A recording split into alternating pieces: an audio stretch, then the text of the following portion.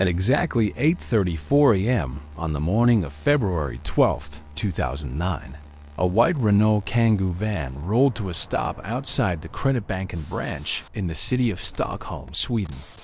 The sky was overcast, gray and silent, the kind of cold that turns your breath into fog and slows everything down. Inside the van were four men, dressed in black from head to toe, their faces obscured behind military-grade balaclavas. Each one carried an AK-5 assault rifle. Each one knew their job to the second, and each one thought they were about to execute the most flawless bank robbery Scandinavia had ever seen.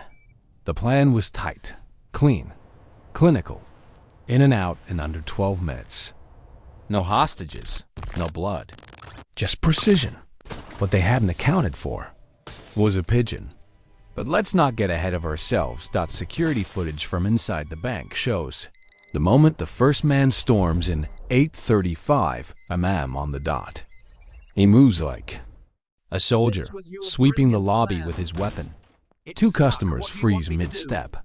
A teller shrieks. Another man follows behind him, tossing spike strips just outside the main entrance. Their movements are sharp, practiced, and completely unflinching. In less than 2 minutes, the bank is locked down. Phones are smashed. Cameras are disabled. And the employees, 8 of them, are corralled into the vault corridor. Everything seems to be going according to plan, until a loud bang echoes from the roof. 8:39 a.m.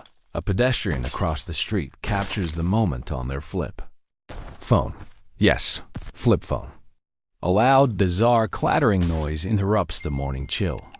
The video is shaky, but you can just barely make out a fifth man, dressed in the same black gear, dangling from a rope above the bank's skylight. He's upside down, spinning slowly, and screaming. His harness had jammed. The plan, according to later police records, involved this fifth man rappelling through the glass ceiling into the restricted records office. But something went wrong with the descent.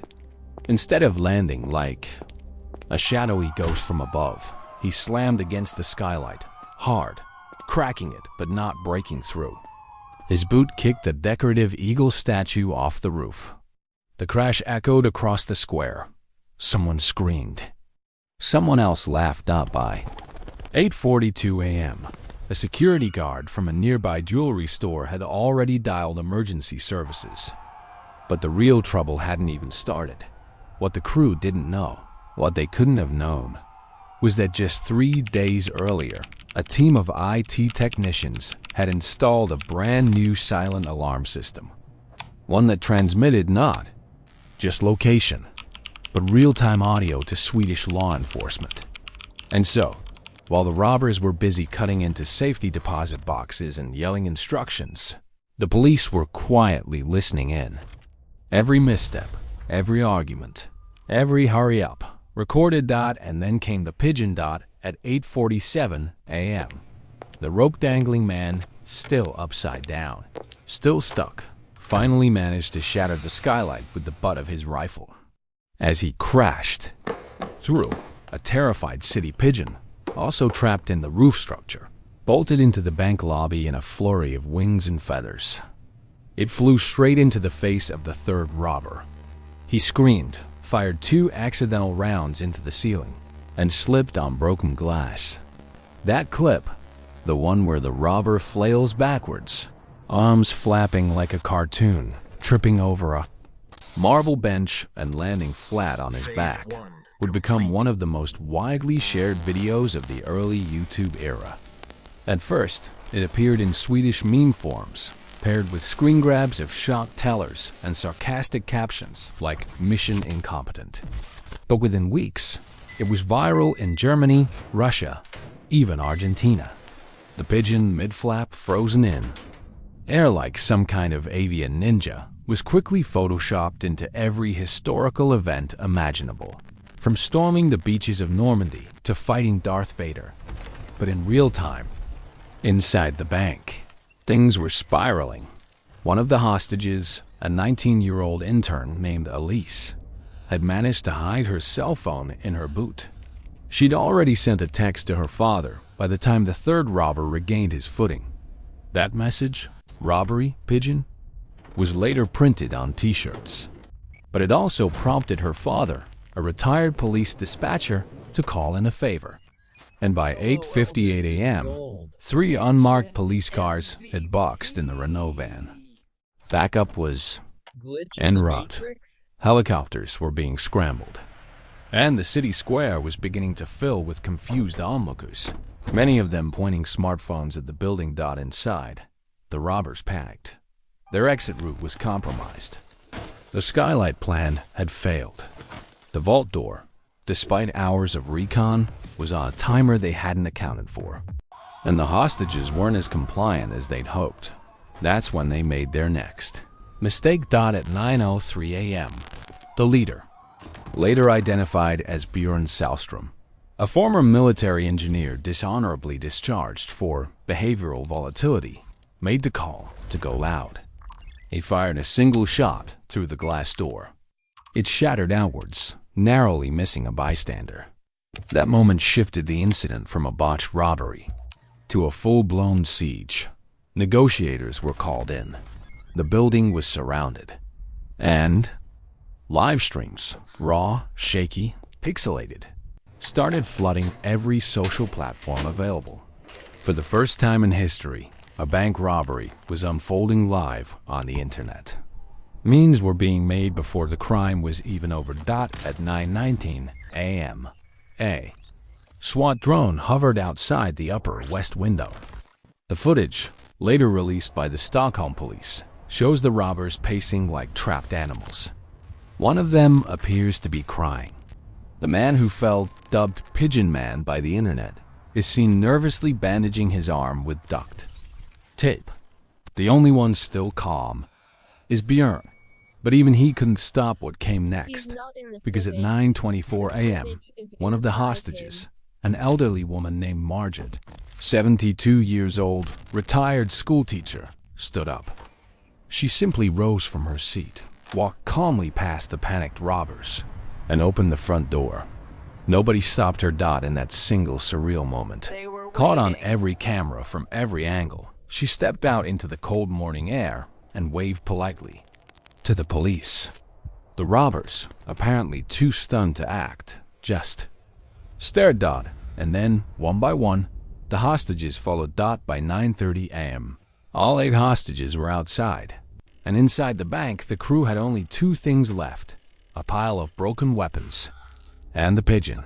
The standoff ended at 9:52 a.m. No shots were fired. No one was injured. The suspects surrendered, hands up, pigeon still flapping around above their heads.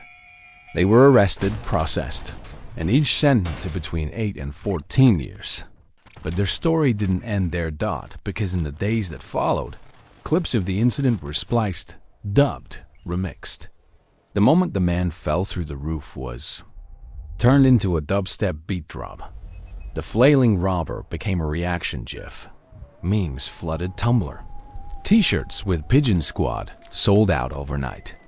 A YouTube remix titled "The Bird is the Word, Bank Heist Edition" hit 7 million views in 3 days. Within 2 weeks. The footage had been subtitled in 15 languages. Late night hosts joked about it. A video game mod recreated it in Grand Theft Auto. Even Bjorn, from prison, reportedly laughed when shown a meme of himself photoshopped riding the pigeon like a horse through the clouds. But behind the absurdity, behind the laughs and likes, the incident sparked serious conversations about surveillance, about real-time crime broadcasts, about how quickly reality becomes entertainment. Stockholm's police force quietly began reviewing its hostage protocols. Banks across Europe tightened rooftop security, and somewhere in a holding cell in Malmö, a man once hailed as the next great military strategist watched himself trip on broken marble. For the 100th time. To this day, nobody knows exactly where the pigeon came from. No one claimed it. No one traced it. But if you ask anyone who was there, The tellers, the cops, the intern who started it all. They'll all tell you the same thing. The robbery failed. But the meme? That flew higher than any of them ever imagined. 2 weeks after the arrest, the meme was everywhere. Not just in Stockholm, not just in Sweden. It had detonated globally. The phrase bird-brain robbery was headlining morning shows in Tokyo. A Turkish pop star dropped a remix music video that featured 4 masked dancers being chased by a CGI pigeon. It sounds absurd because it was. But here's the thing. It worked. The spectacle overwhelmed the substance. Most people remembered the bird, not the bank, not the lives, not what came next. Because while the world laughed, someone else was watching. Quietly, carefully, not for the humor, but for the pattern. Her name was Daria Ekström, a cybercrime analyst for the Swedish Security Service. 32 years old, introverted, fluent in 6 programming languages. She wasn't assigned to the case. She didn't need to be. What caught her attention wasn't the robbery itself. It was what came after. The robbers' digital footprints were almost too clean. Never left. Pigeon, the ex-soldier, had no social media, no bank accounts, no phone in his name. The others had histories that stopped cold in mid-2008. No Google searches, no social posts, not even a parking ticket. For 4 men living in Stockholm, this level of digital silence was statistically unnatural. It was as if they'd been deleted. And then came the footage, the raw drone recordings. Daria had used facial tracking software before, during minor fraud cases. She wasn't looking for anything in particular, just feeding her curiosity. But the scan flagged something odd. The man known as Pigeon Man, real name Felix Norberg, blinked inconsistently. Not just erratically, but mathematically inconsistent with normal human behavior. Frames showed double blinks at speeds too fast for human reflex. At first, Daria assumed compression glitches, until she noticed he did it even when the feed was stabilized. It wasn't just Felix. 2 of the others showed the same signature, like they were NCED. At 2:14 a.m. on March 2nd, Daria ran one more check. She pulled the raw arrest footage and froze a single frame. Pigeon, being led in cuffs, smirking just slightly, as if he were watching a joke only he understood. In the background of that frame, just outside the police cordon, was a man in a gray coat. Unremarkable at first, except he'd been there in 3 other live streams. Always watching. Always the same coat. No blinking. No movement. Just watching. She ran a still through a facial database. No match. Not in Sweden. Not in Interpol. Not in civilian logs. The metadata of the image stripped. The streetlight behind him glitched. Daria stared at the screen for nearly an hour before she picked up her phone. She never made the call, because the next morning, she was gone, not missing, not kidnapped. She walked into her supervisor's office at 9:12 a.m. sharp, handed in her badge, and said, "I need to disconnect." That was it. No explanation. No backup. She deleted her socials, shut down her terminal, and walked out. Gone. A week later, her laptop arrived in the mailroom of the Stockholm Police Department. No return address. No hard drive inside. Just a sticky note on the lid. It read, "They weren't the first." Which brings us back to the robbery. The media had already moved on. The pigeon had faded into meme history, replaced by a new viral dance challenge. But behind closed doors, prosecutors were facing a problem. One of the suspects, the 4th man, identified as Anton Carlson, wouldn't speak at all. Number, plea, no request, no threats, just silence until April 7th. That morning, without warning, Anton wrote 3 words on the wall of his cell using a plastic spoon. Phase 1 complete. And then he stopped eating dot by the time prison psychologists were brought in. Anton was already down 17 pounds. Still silent. Still alive. Still waiting. And on the night of April 14th, at exactly 3:42 a.m., the power at Kronoberg detention. Center flickered dot just for 3 seconds, dot just long enough. Security footage shows the interior lights dimming. Door 47, where Anton was held, clicks twice, once like a glitch, once like a command. When the lights return, the door is still locked, but Anton is gone. Vanished. No tunnel, no tools, no guards compromised, just gone. The only thing left behind was a small hand-carved wooden pigeon, placed neatly on his cot. And here's the part that no one talked about publicly, because at 3:45 a.m., 3 minutes after the lights returned, a secondary grid tripped across town, 20 blocks away, in a server hub on Kungsholmen Island, the same hub that housed the city's digital archives. During those 3 seconds, 18,471 security records were erased.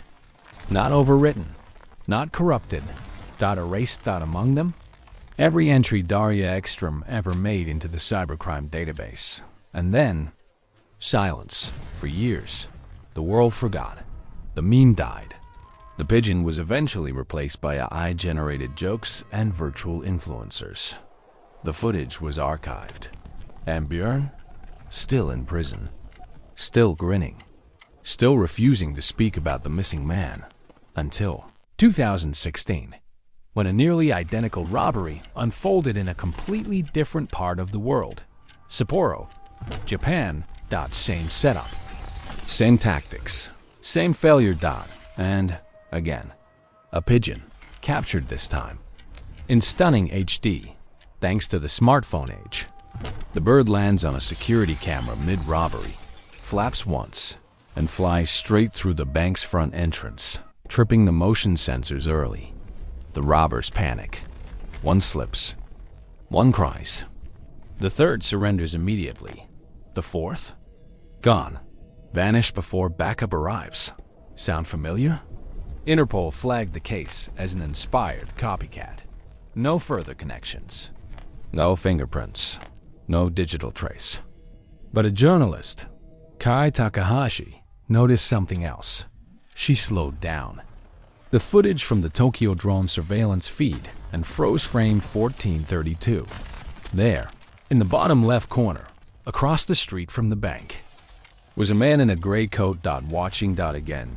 Still. No blinking. K. I wrote about it on her blog, posted a cropped version of the still, and asked if anyone else had seen him. The blog was taken down within 48 hours. The MCA claim. Generic legalese. But 3 weeks later, Kai received a package. Inside, an SD card. No markings. Just one video file. It was a screen recording from a 2009 live stream. Stockholm. February 12th. Original footage. Raw.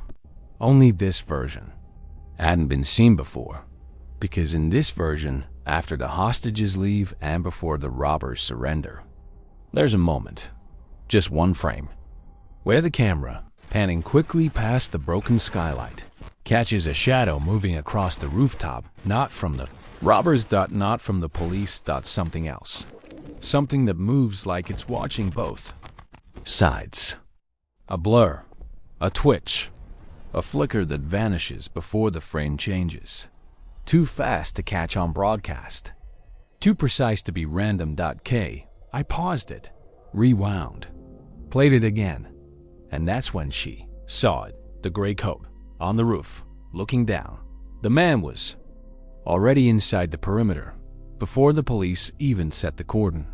Not after. Before. She tried to trace the video's origin. Failed. Posted the frame on a new blog under a pseudonym. It spread fast. Reddit sleuths ran facial recognition. Open source analysts pulled street cam data. Every thread led nowhere. And then, the disappearances started again. This time, not robbers. Not witnesses. Viewers. Accounts that had commented on the thread, upvoted, shared it, suddenly silent. Entire profiles scrubbed, not deleted. Wiped. One user, Crypt Zero Canary, posted a final message before going dark. He's not in the footage. The footage is inside him. That line became infamous in online mystery forums. The Stockholm Pigeon, the meme that wasn't funny, The Observer, all theories. No answers. Until last year, when a former technician at the Swedish National Archives leaked a batch of recovered footage from 2009's blackout, files thought to be permanently erased. Among them, security footage from a building across from the bank, footage that had been missing for 13 years. One clip, timestamped 8:50 a.m., February 12th, shows a reflection in a second-story office window. A figure, gray coat. No face. No shadow. Just watching, and behind him, dozens of birds, lined along the rooftop edge, perfectly still, perfectly silent. Waiting. No one knows where the footage came from. No one's claimed responsibility for the leak, but analysts who've enhanced the audio swear by one thing. You can hear breathing, not from the people, not from the birds, but from the watcher. And here's the part that hasn't aired yet. Not on the news, not in the memes. Because earlier this year, in an interview from prison, Byrne was asked about the incident one last time. The interviewer, a grad student from Lund University, pressed him for one final comment. And Björn, who hadn't spoken in over a decade, finally said something. Just 4 words. He leaned in, smiled, and whispered, "Birds remember everything." He never spoke again. And 2 weeks later, he vanished from his cell. No struggle. No body. Only a single gray feather resting on his pillow.